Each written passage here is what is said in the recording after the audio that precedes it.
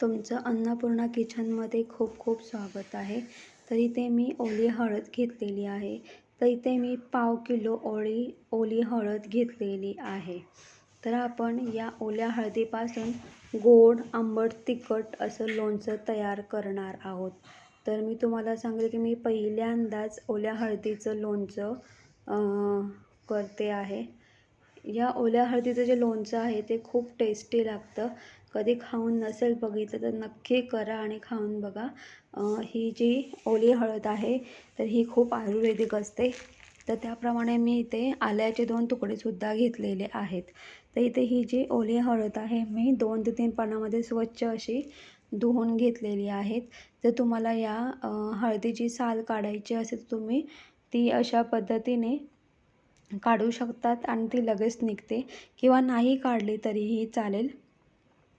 आता तुम्ही इथे बघू शकता, इथे मी मोठ्या होलांची किसणी घेतलेली आहे. आता ही जी ओली हळद आहे, ही ओली हळद आपल्याला अशा पद्धतीने किसून घ्यायची आहे. आणि जर तुम्हाला ओली हळद जर किसून नको असेल तर तुम्ही अगदी स्क्वेअर किंवा रेक्टँगल साईजने ही ओली हळद कट करून घेऊ शकतात. पण शक्यतो तुम्ही ओली हळद अशा पद्धतीने किसून घ्या, जेणेकरून ती लवकरात लवकर म्हणजे ती मुरेल.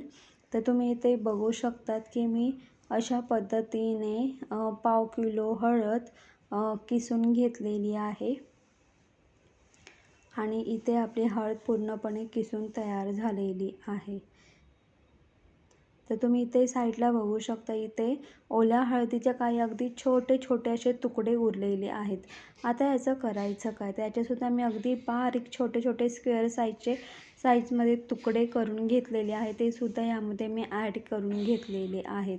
आता ही हे जे आलं आहे, हे आलंसुद्धा आपल्याला छान अशा पद्धतीने किसून घ्यायचं आहे आणि ते सुद्धा ओल्या हळदीमध्ये ॲड करायचं आहे. एकीकडे मी गॅस ऑन केलेला आहे, त्यावरती कढई ठेवलेली आहे.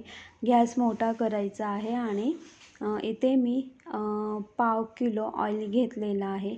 आता हे जे ऑइल आहे, हे ऑइल आपल्याला कढईमध्ये ट्रान्सफर करून छान अशा पद्धतीने गरम करून घ्यायचं आहे. आणि इथे मी पाव किलो तेल घेतलं आहे, पण मला थोडासा डाऊट आहे की पाव किलो तेल या लोणच्यासाठी पुरेल की नाही.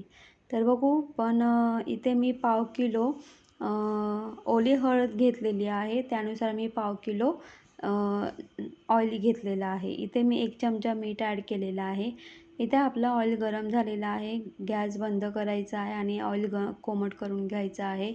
इथे मी 4 चमचे साखर ॲड केलेली आहे. त्यानंतर 2 चमचे मी इथे लाल तिखट ॲड केलेली आहे. त्यानंतर इथे मी 1.5 लिंबू घेतलेला आहे. आपल्याला 1.5 लिंबाचा रस यामध्ये ॲड करायचा आहे.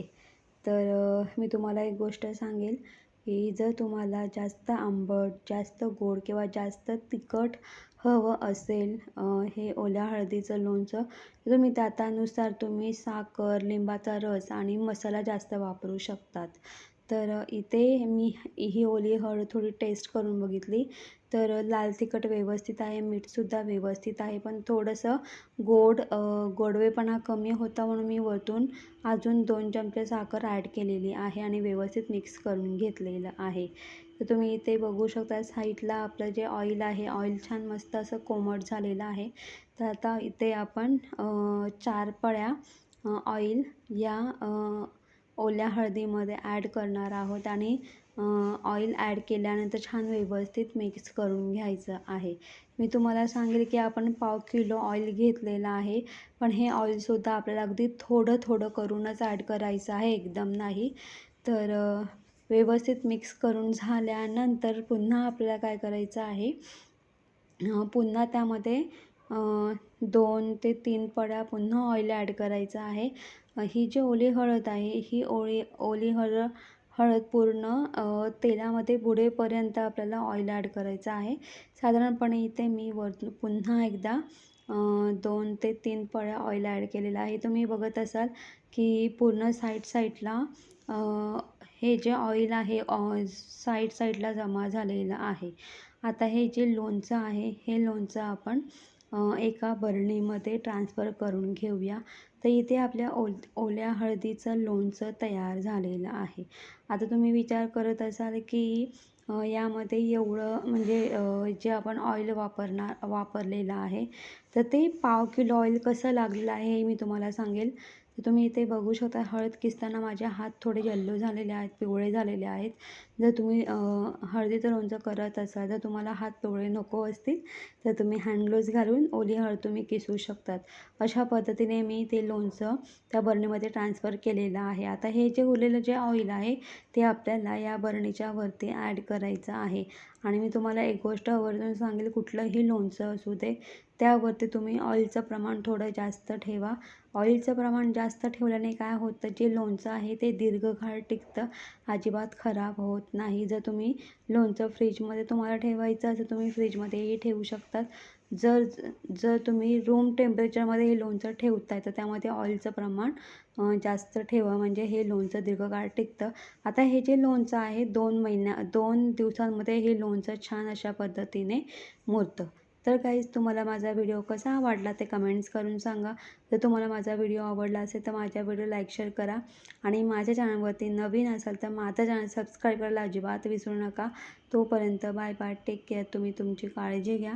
आणि मी तुम्हाला पुन्हा एकदा सांगेल की पाव किलो ओल्या हळदीसाठी बरोबर पाव किलो ऑइल म्हणजे वापरलेलं आहे.